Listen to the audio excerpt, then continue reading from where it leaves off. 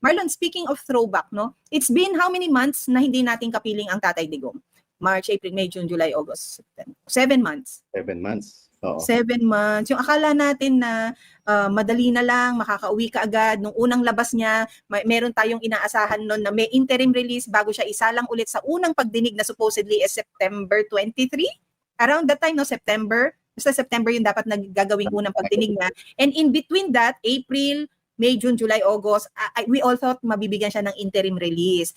Pero dahil wala naman talagang rules na nasunod sa kanyang pagpapakidnap, eto na Marlon, may gumalaw ng baso.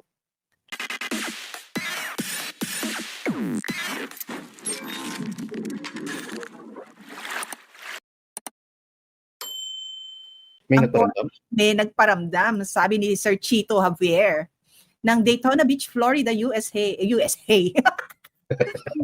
Papakan talaga eh. Oo nga. Hindi, Marlon, naggalaw ng baso. At sa paggalaw nila ng baso, Marlon, naglabas ito ng isang proceedings, rules, resolution ba bali ito? Or ano lang, parang guidelines. Guidelines. Naglabas sila ang NBank, Marlon. When we say NBank, Marlon, para sa payak na pagpapaliwanag, ano ang NBank?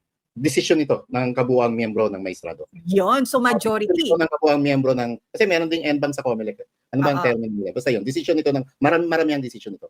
Na miyembro ng Korte Suprema, ng mga... Yes, ito, sa particular na to, member ng Supreme Court. Supreme Court. So, yung NBank decision na yan, ibig sabihin, everyone agreed to release rules and regulations kung paano magpa-extradite ng isang Pilipinong supposedly may kaso dito sa Pilipinas, at yung kasong yon if hindi kayang dinigin dito sa Pilipinas, ipapadinig mo sa Banyagang Korte, sa isang kagaya ng ICC. Naglabas sila ng ganyan. Angkat lang kita, rephrase lang natin yung everyone agreed. Kasi baka may basher na naman tayo. Hindi, majority.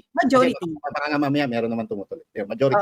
Majority, pero it's still either 8 against 2. Yes, majority pa. Majority 1 plus 1 is majority. And for all we know, baka yung 2, hindi pa nag-no yan, nag-abstain. Yung mga ganun, di ba? Yes, tama. So ayan na nga, Marlon, naglabas sila ng kanilang SC or Supreme Court Approves Rules on Extradition Proceedings. So ipapakita lang mo natin ang ating mga basihan na opisyal nating nakuha sa kanilang website. Ito ay, ayan, pinaliwanag nila 3 pahina yan, Marlon, ha? 3 pahina yan ng kanilang pagpapaliwanag kung ano ang nararapat na rules sa extradition proceedings. Pero ang re-reactan natin ngayon ay ang pagpapaliwanag naman ng ating 2 kaibigan mula sa saganang mamayan. Pero Marlon, ha, nag-research ako bago tayo maka-finalize na material for today's video. Parang hindi siya masyadong kineri ng mainstream media. Correct. Si Net25 lang ang naglabas ng kanilang pagpapaliwanag. And yung pagpapaliwanag ng dalawa, ng kasama natin si Nelson Lubao sa si Jed Sabardiaga, maayos nilang natalakay, maayos nilang nahimay, at maayos nilang naipaliwanag. At madaling naintindihan ng sambayan ng Pilipino. Kaya nga itong, alam ko i-up mo yan, Pam, konti na lang yung input na ibibigay natin. Kasi sila mismo na ipaliwanag nila. Nagalit na si Jules, ang daldal daw natin. Na, channel po kasi namin yun at saka istorya po namin. Ano po? Jules, anong steady tawag ka lang. sa kulay ng buhok nyo? Bagay ano sa Kapampangan, bagay mo. Steady ka lang dyan, maganda ka pa naman, ang init-init ng ulo mo. Steady lang dyan, kami ang bahala dito. Baka gusto ko sila po, standby for further details. Yes, and next time, i-mute mo na lang kung ayaw nyo po. Maraming salamat. Yun, Marlon. So ito, lumabas ito at pakikinggan natin ngayon ang ating 2 kaibigan. Are you ready, Jules? Are you ready? Sige, para kay Jules, eto na siya, Mark. Pagpapadala ng isang Pilipino sa ICC, Ano man ang kanyang katayuan sa buhay, ang kanyang pwesto sa lipunan. Okay? Dapat talaga dumaan sa korte ng Pilipinas. Hindi po pwedeng direkta. Yan yung ating ipiniliwanag noon eh. Okay. At ito naman po ay lalong pinagtibay ng inilabas na desisyon. Hindi naman ito desisyon eh, parang guidelines ng Korte Suprema. Siguro na marami na rin nagtatanong, paano nga ba ang pagpapa-extradite? Paano ba dinadala ang isang Pilipino may kaso sa ibang bansa? Anong mga dapat sundin? May pinag-ugatan ba? Bakit nagpalabas ng ganitong guidelines ang katas-tasang hukuman? May petition ba? May nagano ba? May lumapit ba sa kanila? Hindi sinabi, Jen. Hindi sinabi. Pero matatandaan po natin na hanggang ngayon, ang pagpapadala sa dating Pangulong Duterte sa ICC, sa The Hague, Netherlands, ay isa ring question na legal, may legalidad na may question legal pa rin dyan na nakabinbin pa sa Supreme Court. At yan pinagtatalon-talunan din ng mga abogado at mga legal luminaries sa ating bansa. Nelson, ha? At tandaan niyo dyan, ha? Ito pong inilabas ng Korte Suprema, hindi po ito bagong batas. Hindi sila gumagawa ng batas, di ba? Totoo. Ang ibig sabihin lang ito, mayroon ng mga batas na pinagbatayan at nilinaw na lang nila kung paano dapat ipatupad ito. Okay. Ibig sabihin yan, kung meron kang i-extradite, kahit wala itong regulation na ito, at susundin mo ang batas natin, dapat ganito mo ginawa. Ayun. Hindi ba? At ito pala, anbang pala ito, yung 15 maestrado. Nung nag-approve, ha? Okay, tama. Ito po ang Rules on Extradition Proceedings. Para daw bago mas... na, October 27, bago kahapon lang talaga pala nila ito napagtibay. Pero dated April 8 pa nilabas lang kahapon Okay. Kasi baka sabihin ng iba, bakit sinikreto? Iso ngayon yan, no? Iso ngayon yung sinikreto. Bakit ba siya sikreto? Ayan, basahin nyo na lang. Ito po, isinapubliko na po ito. Yan. Ganito po ang nangyari. Ang extradition, eto na yan do'y tumutukoy sa pagpapadala ng isang tao mula sa Pilipinas. Ayun. Hinihingi ng isang estado o ng isang bansa. Request ng estado, state. Na doon siya dalhin at sa ilalim sa paglilitis. Investigasyon o anuman, ha? Yan, to place them at the disposal of foreign authorities. Ay, parang ang ibig sabihin, ha? Okay. Ang extradite naman ay yung sino mang individual na pinaniniwalaang nasa teritoryo ng Pilipinas na hinihiling na ma-extradite. Ito yun yung tao. Yan. So ito'y maaaring, halimbawa, ang humihingi ay Amerika. Yan, O pwedeng citizen ng American citizen din. Kasi may nandun yung kaso. Halimbawa, Juan de la Cruz, isang US citizen pero nasa Pilipinas, hihilingin nilang maiuwi sa Amerika. Dahil nandun yung kaso. Yun, paano na halimbawa, isang Pilipino, Juan de la Cruz, pero may usapin sa iba, halimbawa, doon sa ibang bansa. Ganun din. Ayun. So, sumasaklaw ito sa lahat na may kasong nawala sa Pilipinas at kailangan litisin sila sa ibang bansa. Okay. Eto na. Ang panuntunan po ay sumasaklaw sa lahat ng extradition proceedings, kabilang ang mga kahilingan sa warrant of arrest, hold departure order at bail. Okay. Ibig sabihin, aarestuhin mo pa lang pala dyan, dapat susundin mo na yung... Ay, mga alituntunin, mga panuntunan. Yes. Eto, papayagan lamang ang extradition kung ang ginawang pagkakasala ay may kaparusahan sa parehong batas ng Pilipinas at ng humihiling na estado. Ito po yung tinatawag na double criminality. Pero hindi naman kailangan na pareho ang terminolohiya basta ang kilos at krimen ay ng parehong bansa. Ibig sabihin, may pares tayong umiiral na batas. Okay. Kung ang extradite ay maglilingkod ng sentensya sa dayuhang estado, papayagan lamang ang extradition kung ang parusa ay hindi bababa sa 6 na buwan. Eto ang proseso, paano gagawin? Yan, yung pamamaraan. Okay. Kapag daw po ang secretary ng DOJ o sino mang itinilagang state counsel ay nagsubmit ng verified petition sa extradition court, kapag naisampa na, ang korte, korte, hukuman, ang magkakaroon po ng exclusive jurisdiction sa kaso. Ang ibig sabihin dyan, hindi po hindi DOJ. Talagang korte. Hindi katulad na sinabi nila dun sa kaso ng dating Pangulo, kami ang judicial authority. Hindi, korte. Ang petisyon ay dapat maglaman ng lahat ng kinakailangang impormasyon at dokumentong verified at sertipikado ng diplomatikong opisyal na humihiling na bansa. Dapat certified ng requesting country. So dapat didinggin mo na sa local court pala, no? Hindi direkta. Okay. Kahit na yan,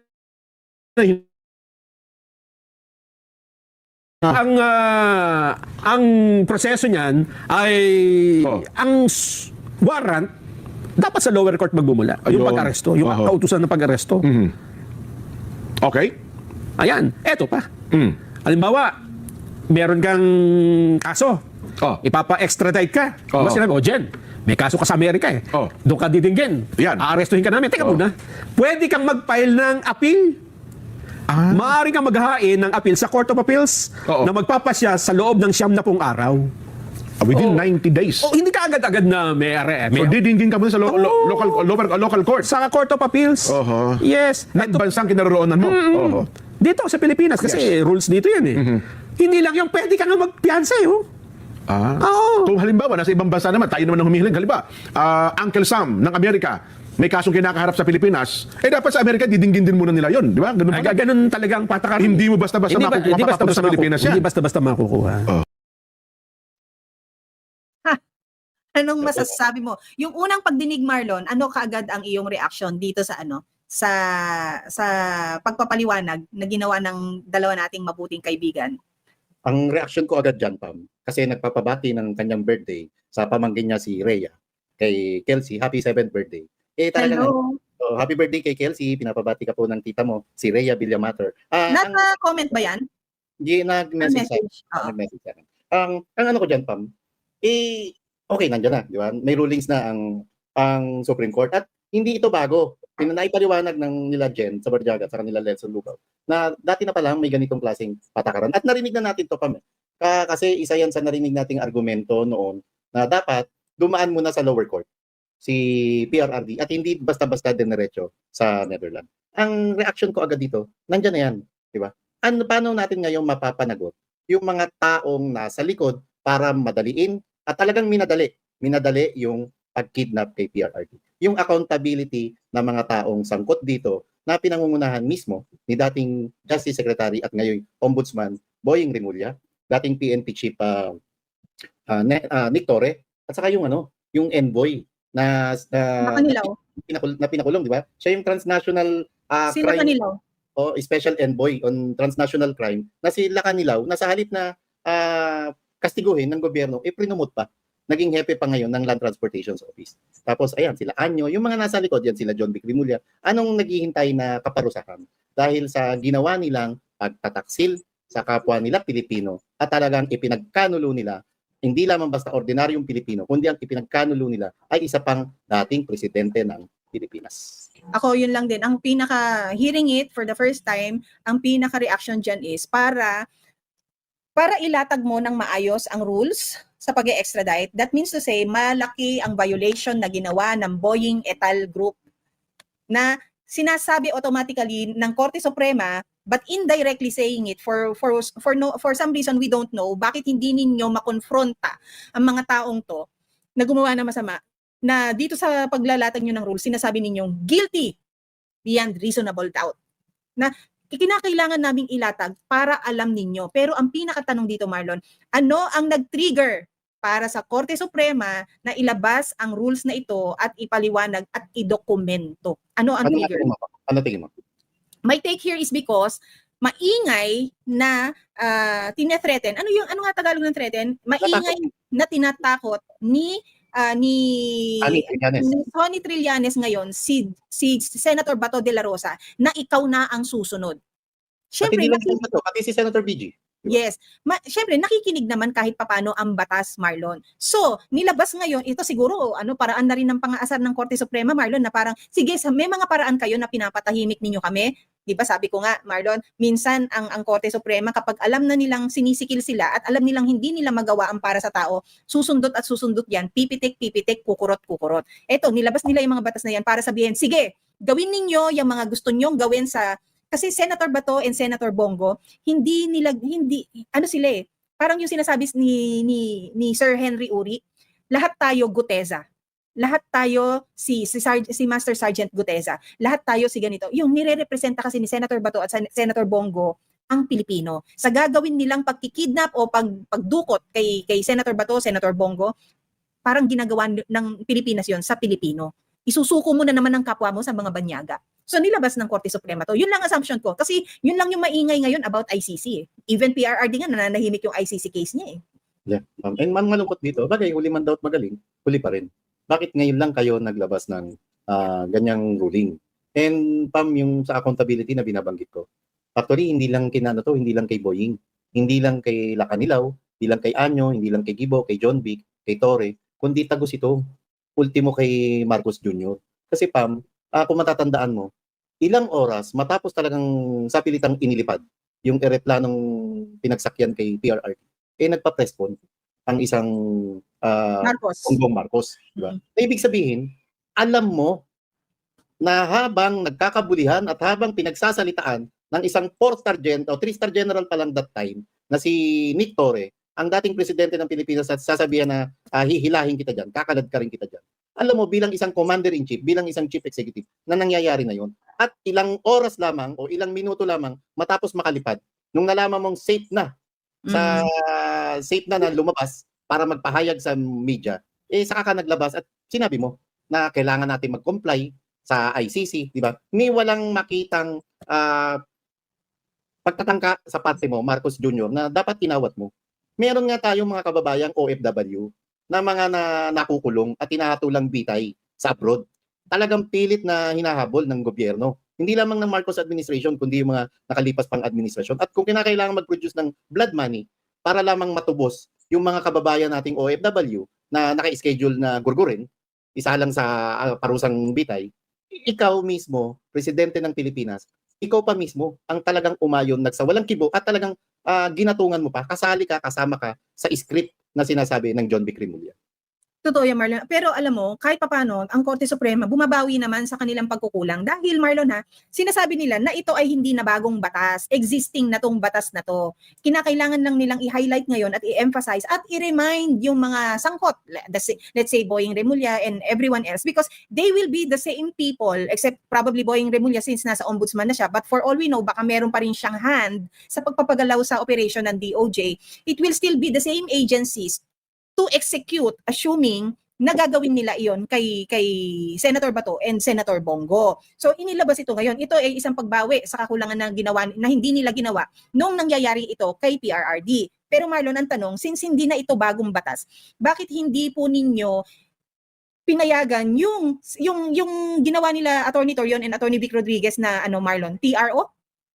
Diba yung nabol natin na TRO na yung mga tumulong sa atin nagmotor para makahabol sa Supreme Court ng mga malalaki makakapal na papeles. Bakit kailangan yung i-raffle ito? Bakit if you don't see yung risk nung kikidnapin si PRRD, regardless kung Marlon, sabihin ninyong tapos na ang opisina and all, if it's about the Filipino people, dahil Pilipino rin lang naman kayo, ano ba naman yung mag-extend kayo ng 1 hour, 2 hours, di ba?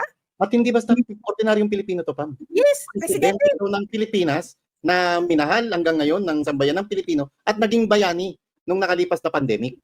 Yes. Diba? Na talagang hindi niya tayo pinabayaan. Pam, ang ano ko lang dito, ano ngayon ang mangyayari? May ganyan ng rulings. Sino ang hahabol para mapanagot yung mga taong to? Pam, banggitin ko lang rin, dagdag ko na rin doon sa sinasabi ko na tagos ang accountability rito kay Marcos Jr. Bakit hindi pinakinggan ng isang Marcos Jr. yung naunang sinabi, bakit tumanggi ang Solicitor General na si Menardo Guevara na ipagtanggol sila? At sa halip, hindi na nga nakinig at hindi na nga nag-isip ang isang Marcos Jr. Teka, bakit hindi natin pakinggan muna anong take dito ni Guevara, ni Sir Guevara, di ba? Tapos bigla nyong tinanggap yung resignation letter niya. At yun talaga ang direction lang, yung cosmetic na courtesy resignation na hiningi mo sa cabinet secretary. Dahil talagang ang tinarget at pinunteriyan nyo lang ay si Medardo Guevara na hindi sumusunod, hindi umaayon at ang gusto lamang panindigan kung ano ang nakatadhana sa batas at ayan na, pinatutunayan na at pinatotohanan na ng rulings mula sa Korte Suprema. So itong mga rules na to, Marlon, sampal sa mukha ito ng mga criminal na yan or yung mga kawatan na yan na sila Boying na nag-execute ng kidnapping ni PRRD, no, na sila ay guilty. It's a simple way of saying na sila ay guilty. And you have to expect, Marlon, within the day, meron na naman pa-press conference ang ating sikat na ombudsman na ang takaw-takaw sa media mileage. Mabigat yung sinabi ni ni dating ombudsman na Samuel Martinez, na puro ka pa-press con kaya nagmumukhang tanga. Quote-unquote, kaya nagmumukhang tanga ang ombudsman. Not our words, his words. As former ombudsman, yun ang view niya dito sa isang Boying Remulla. Kasi Marlon, there are jobs or there are functions in the government na hindi mo kailangan isinasa publiko. Diba? Meron kang mga ginagawa na hindi dapat sa'yo ang credit. Na you have to accept the fact na you do not need to credit yourself because your efforts is just to augment someone else's success and someone else's effort. You celebrate on your own na alam mo yon na you were part of it. Hindi mo pwedeng sabihin, Marlon, na yung SONA speech ng Pangulong Duterte, ako gumawa niyan. Ako nagsulat niyan.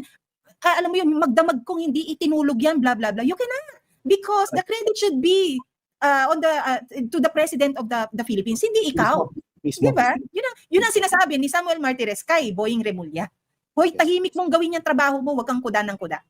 At saka si dating Ombudsman Martires, hindi lang basta naging ombudsman, dati rin siyang Supreme Court Justice. May alam, no? Ay, Marlon, eto pa pala. Nabanggit mo yan. Ito kasing pagpapalabas ng rules na yan, it's like saying na wala tayong kwentang naging DOJ secretary, no? Tapos, sa pagkatao ng isang Remulla, at sa argument naman na meron sila ni Martires, talagang lagi siyang naka-counter naka-counter check ni Ombudsman Martires. That means to say, you're there and clueless ka kung ano ang trabaho mo. And then yung DOJ mo, no? Tama ka. Clueless? Actually, hindi nga lang clueless eh. At hindi lang rin walang kwenta. Kundi isa siyang DOJ secretary na willingly handang sundin ang anumang ipinag-uutos ng palasyo ng Malacanang na ang pakay lamang ay sirain, gibain ang dating Pangulong Rodrigo Roa Duterte at ang direksyon naman niya ngayon ay gibain na rin ang Vice President Sara Duterte. Very perfect. Ang sinabi ni 6988, keep puppet. He's a leg worker of someone else. He's not working for the interest of the Filipino people. He is someone else's leg worker. Marlon, alam mo ba, may nabasa akong comment. Hindi ko alam kung nabasa o napanood na comment. Si Tita It abroad kahapon. Tita It abroad. Nandito yata siya. Hello po, Tita It. Ang sabi kasi, di ba dun sa interview niya kay Lucy Cruz Valdez, Marlon, inamin niya na siya ay nag-undergo ng chemotherapy, nagkaroon siya ng health challenge, Marlon, sa sarili niya last year. And then to the point na nakita naman natin na ibang itsura niya and all. So, alam mo, dun sa comment na yun, ang sabi, usually, those patients na nag-undergo ng life-threatening situation na ganyan, Marlon, kapag naka-recover, nagbabago ang views sa buhay. Na parang hindi na babalik dun sa masamang gawi. Kasi yung second chance niya, you wouldn't even know how long that will last you. Will it last you another decade? I don't think so, Marlon. Hindi eh. Pero babaguhin mo na ngayon yung mga yung mga prinsipyo mo sa buhay na I have to make it right this time around. Pero look at Boying Remulla. Mas matindi pa siya sa masahol. Sa ganyan ginagawa. Natumbok mo, no? Usually, Pam, kahit hindi ka nga hindi yung dahil dumanas ka sa matinding sakit. Tita It, hello po. Dumanas ang matinding sakit. Usually, pag ang tao nagkakaedad, nagme-mellow na.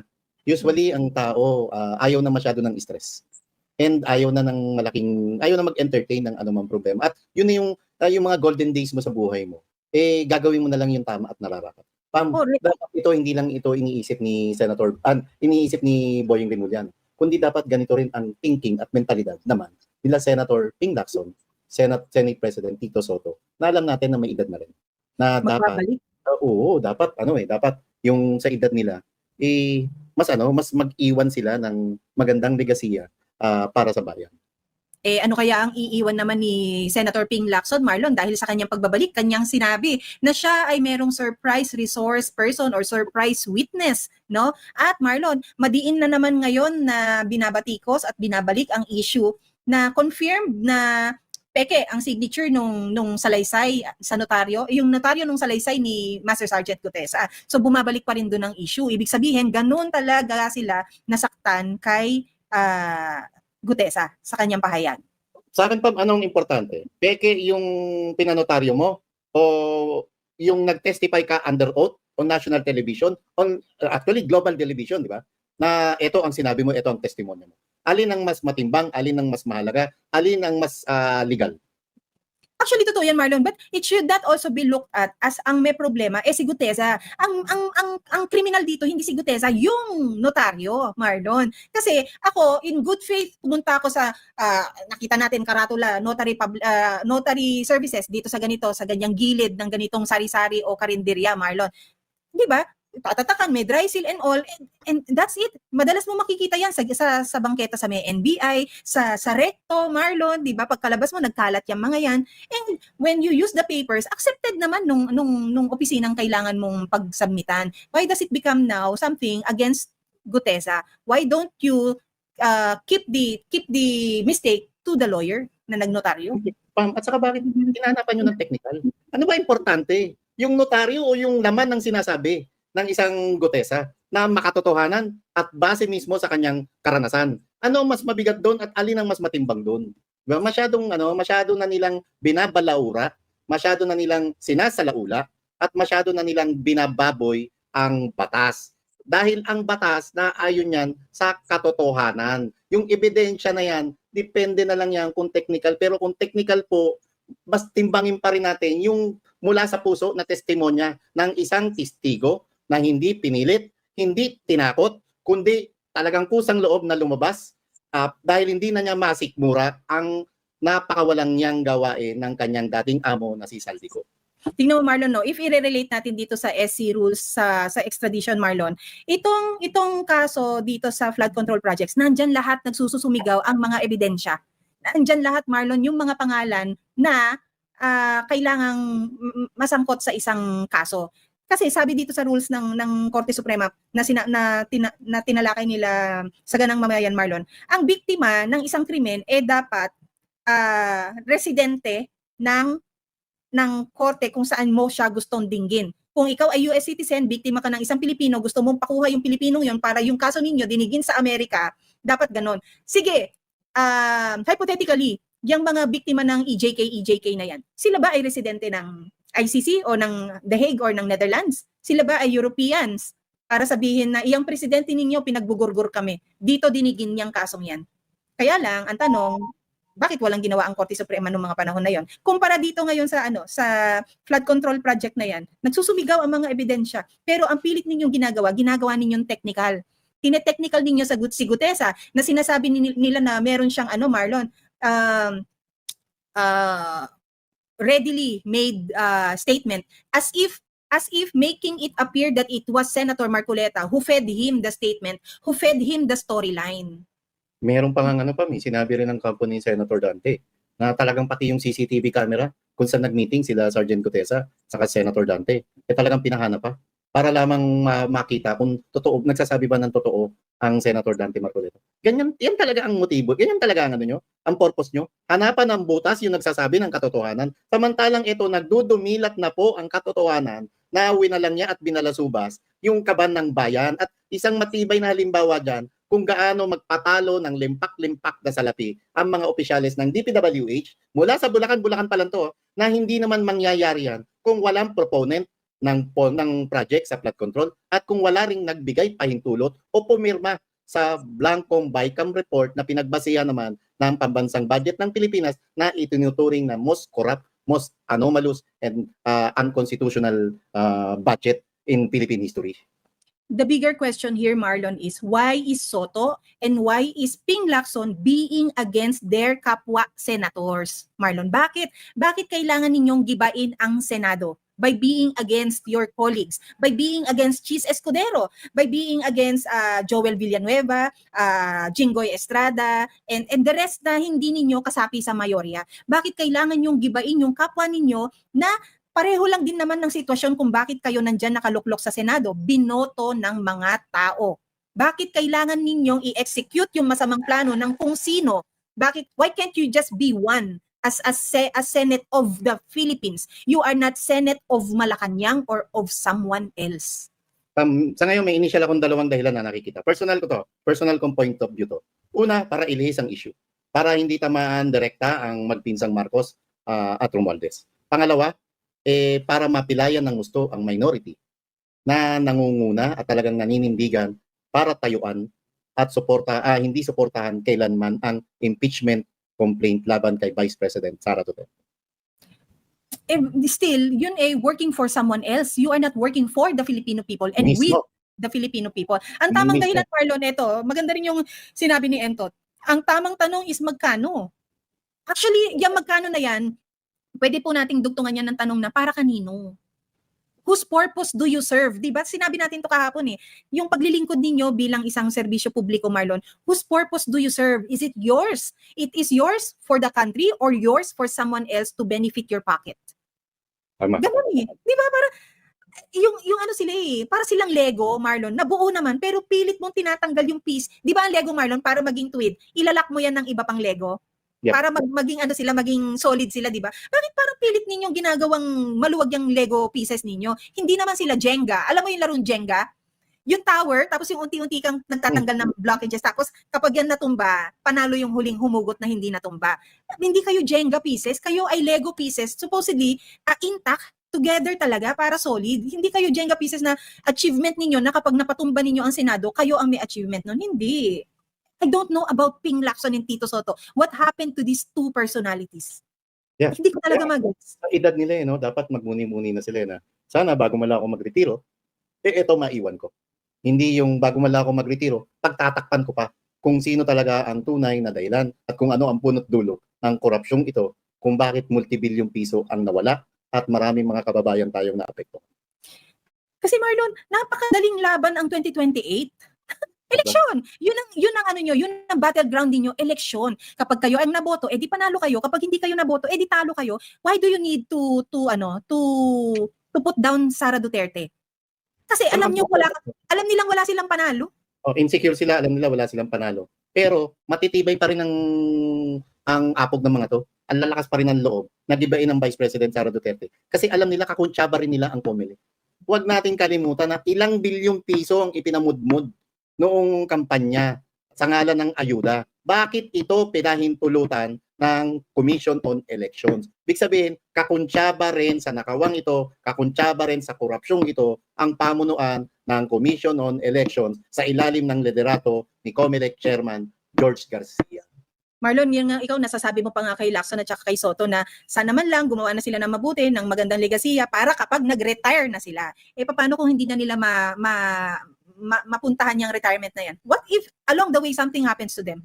Paano ka maaalala ng tao? Ito, buwisit to kasi inaano nito si VP Sara. And Marlon, yung pagkawalang laban nila, yung wala silang panama, sa street lingo Marlon, wala silang panama kay VP Sara is because wala naman talaga silang ginagawa para makuha ang loob ng mamamayang Pilipino. And how can you win, Marlon, if you cannot take, ito nga yung question natin sa Duterte, di ba? Bakit hindi nakapasok ang Duterte or Duterte 7, Marlon, kung ang Visayas at Mindanao nasa kanila? And now, this time, Marlon, VP Sara has Visayas and Mindanao's support. Luzon, the thinkers, yung mga nag-iisip ng kung ano ang tama, they have VP Sara's back. Konti na lang ang kailangan na trabahuhin ni VP Sara para patunayan ang sarili nila. So, yung mga taong yan, let's say may ambisyon ng Soto, may ambisyon ng Ping sa 2028. Anong ginawa ninyo to earn the trust of Visayas and Mindanao? Wala kayong ginagawa. Lalo pa nilang pinaigting ang galit, Pam. Dahil kitang-kita na ang katotohanan, ebidensya, kung sino-sino ang nasa likod nito. Sila pa mismo nagiging instrumento para pagtakpan kung sino man yung mga sangkot sa multitrilyong anomalyang ito. Totoo, Marlon. Meaning na naman. Ayan, mga masasamang damo kasi, sabi ni Tita It. Follow niyo po si Tita It abroad.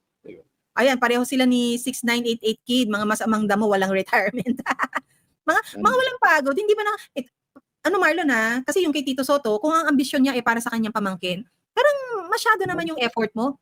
Ibig sabihin, hindi lang para sa pamangkin, meron ka rin para sa sarili mo. Malayo, Pam. Ang Vico Soto hanggang ngayon Pasig lang rin ang pinagtutuunan niya ng pansin. Ang Vico Soto hanggang ngayon Diskaya pa lang rin. Siya bumabana at bumabatikos. Samantalang ang Congressman Kiko Barsaga, Pam, talagang all throughout national interest ang pinagkakabalangan at hindi lang local issue na katulad sa Pasig City. Hindi, Marlon, if you can shout the name of the Diskaya, you should be able to also call out Marcos and Lisa. Mismo, tama, dapat. Tapos eto Marlon meron na naman pasaring ang isang vice ganda kay Heart Evangelista naman na we know indirectly he is trying to attack Cheese Escudero kasi Heart is the wife, no. Ang sinasabi ni Vice Ganda Marlon, nagpunta ako sa probinsya nila Heart sa kay province ni Cheese sa Sorsogon ba? Sorsogon. Doon, yung paaralan dito ganyan. Napanood mo ba 'yon? Hindi pa. Ang sinasabi, yung paaralan doon parang wala silang classrooms. Tapos, sabi niya, ano pa nga kinailangan pa nga mag-contribute daw siya para mapagawa yung classroom. And then, syempre, naglabas ng resibo yung kaibigan ni Hart na assistant niya na parang si Vice naman, kung makapagsabing meron siyang ambag, kala mo siya na ang nagpagawa ng kalahatan. When in fact, nung nagpunta daw siya doon, ginagawa na talaga. And yung mga contributions niya were like papers, notebooks, or something to that effect that should not comprise the whole creation of the said school or classroom. So, syempre, masakit yung loob nung kaibigan para kay Hart. Pero ang batikos kay Vice Ganda ngayon, naku si Cheese Escudero naman ngayon ang binabatikos mo, pero hanggang ngayon, hindi mo ma-call out si Martin Romualdez. Yun yung batikos sa kanya. Nakita ng isang Vice Ganda yung classroom sa Sorsogon. Ang babaw nun, Vice Ganda ka na, isisisi mo yung classroom sa isang senador. Na alam mo, na political science, sinasabi niya, niyayabang niya, political science student siya sa FEU. Na alam mo, ang pagpapagawa ng classroom ay hindi tungkulin trabaho at obligasyon ng isang senador. Pero ang pagpapagawa ng classroom ay trabaho, tungkulin at obligasyon ng isang presidente ng Pilipinas kung saan ay 22 classroom lang ang naipagawa ng isang Bongbong Marcos. Bakit doon wala kang kapuna-puna Vice Ganda. Yun nga kasi, yung pagpupunan na yan is stemming from the fact na 22 classrooms lang. But why can you not call out the President himself? Bakit hindi mo ma-call out si Martin Romualdez na merong si VP Sara na nagsabi, Marlon, na merong access sa Kaban ng Bayan, na may control sa Kaban ng Bayan, na sila Zaldico lang, silang dalawa lang ni Zaldico. Bakit ang pinupurtnirya mo ang isang Hart? Hindi ko pinagtatanggol si Hart, ha. It's just it's a scenario ng isang pang-aabuso, ng isang pambubuli, Marlon. Yung scenario na if you can call out Hart na wala namang walang obligasyon sa gobyerno, or I mean walang trabaho sa gobyerno dahil siya ay isang private citizen, why don't you directly call out the husband na si Cheese Escudero na siyang public servant? Bakit binubuli mo yung asawa? Insecure ka. Unang-una, kung tutulong ka, Vice Ganda, huwag mo nang ipagyabang pa at huwag ka nang humanap ng kakulangan ng iba. Tumulong ka na di ba? Hindi para, yun nga, sabi mo, ang target mo si Cheese tapos ang binubuli mo, asawa. Pam, mismong si Boying Rimulya na ang nagsabi na si Zaldico, nung nasa panahon niya sa DOJ, nagtangka rin ng ilabi yung patungkol naman sa contractor, patungkol sa e-pass, e-gate sa passport, di ba? Sa immigration. Una, walang ginawa ang Boying. Pangalawa, yung sinasabing yun ni Boying, na kaya ayaw niya kay Zaldi dahil nga may kontrata. Sabihin, patunay lang ito na ang Zaldico, dahil sa dikta ng amo niya, na si Martin Romualdez, nakikialam sa lahat ng kontrata sa gobyerno. Anong sinabi ng isang Vice President Sara Duterte? 2 lang tao ang may hawak ng pondo, pati sa DepEd. And ang naging resulta dun sa sinabi ng Vice President Sara Duterte, dahil nga hindi na natupad, hindi na nasunod yung kagustuhan ng mag-among Martin and Zaldico, 22 classroom lang ang naipagawa ng DPWH para sa DSWD. Actually, Marlon, may magandang comment dito. Isampa ko lang. Ay, nawala na naman. Ang sinasabi, kung nagawa daw yung classroom na yan dahil kay Vice Ganda, edi yung 22 classrooms, 23 na. 20, nadagdagan na, so 23 na siya ngayon. Tapos ito pa, Marlon, so kasalanan ba ni Hart yung 22 classrooms lang? Yes, ito yung Marlon pala. Sana naging 23 na nga yung classroom ni BBM kung natayo ang sa Sorsogon. Tapos ito, Marlon, Banateros B, yung donation ni Vice Ganda sa Sorsogon, 67,360 lang. Oh, well, we don't know if this is factual, but alam mo naman ng netizens, Marlon, meron yan way para makapag-research online din. So, yun, ang problema kasi, Marlon, nagiging selective tayo who to attack. Tapos yung selection pa natin, Marlon, we only attack the weakest. Kumbaga sa weakest na yan, it is also equivalent to attacking the least guilty. Wala sino man makapag-attack direkta doon sa pinakaulo ng mga masamang gawain na yan. Ang pinakaulo is Marcos. Because sa'yo huminto yung budget na yan eh. Sa'yo huminto, ikaw ang pumirma ng blankong yan. And you allowed it. You allowed it. And then now, you present yourself as the hero to be the one to expose all these anomalies? We don't think so. Diba? Yeah. So, narinig ko na naman yung buntong hininga mo, ha? Buntong hininga vlog. Sabi sa'yo, baguhin natin title natin. Hindi na mind your own opinion. Dapat ano dapat? Kung hindi mind your own opinion. Buntong hininga. Ayun nga, Marlon. So we call out the Filipino people, regardless of what your political color is, ang ipinaglalaban dapat natin, yung karapatan natin bilang Pilipino, yung nawawala sa atin, yung gusto natin na meron tayo, at yung gusto nating pangarap na meron sa Pilipinas. Ha? Dapat yun, hindi tayo pwedeng sumisigaw dito because yung sinusuportahan nyo, hindi nakaupo. Di ba? It cannot be your politicians versus someone else's politician. Tama. Hindi pwedeng ganun eh. Ako naman, dapat merong grupo o merong mga malalaking personalidad ang magsampa ng kaso laban sa mga taong nagpakidnap kay PRRD para mapanagot sila. Dapat magkaroon ng accountability sa ginawang pangsasalbahe kay Tatay Digong. Higit lalo ay may Supreme Court ruling na ipinalabas ang Korte Suprema. And we have to monitor today kung ano magiging reaksyon ng isang Boying Rimulya dito sa pagpapalabas ng Supreme Court ng ganitong rules, no? Gusto ko rin makita ang reaksyon ng isang butangerang palengkera sa Palasyo ng Malacanang na isa pa namang abogado. And of course, Marlon, hindi natin mapapalagpas at alam kong hindi rin niya palalagpasin na mag-react ang isang Sonny Trillanes. We all know that already. Oo. So hihintayin natin yon. Kung merong, sandali lang ha, sabi ni Tita It, ang payat ko na daw. Wow. Hindi pa ako kumain kagabi, pero mamaya babawi ako. Hindi, Marlon, kailangan natin marinig kung ano ang paano kasi magbabago ang kanilang game, Marlon. Ngayong inilabas ng Korte Suprema yan. And another question is, susundin ba nila? Kasi kung sinasabi ng Korte Suprema, Marlon, na hindi na ito bagong batas, bakit hindi nila nasunod at hindi nila sinunod at nabali pa rin nila, they bent the law nung pinaakyat nila ang Tatay Digong sa eroplano papunta sa Dahig. Susundin kaya nila? And this time around, kapag hindi sila nirespeto at hindi sila sinunod, ano ang pangil na ilalabas at ipapakita ng Korte Suprema? Mismo. Kaya kinakailangan merong magsampa ng kaso sa mga to at pag hindi sinunod at pag nagkaroon ng desisyon hinggil dito, doon dapat i-assert ng Supreme Court yung kanilang power. Ayun na nga. So dahil dyan, Marlon, mamaya mo na ilabas ang buntong hininga mo para hindi naman tayo nakakapag-invite ng marami pang nagbubuntong hininga dito sa ating comment section. Nakikiusap po kami na pakipantay naman po ang like sa ating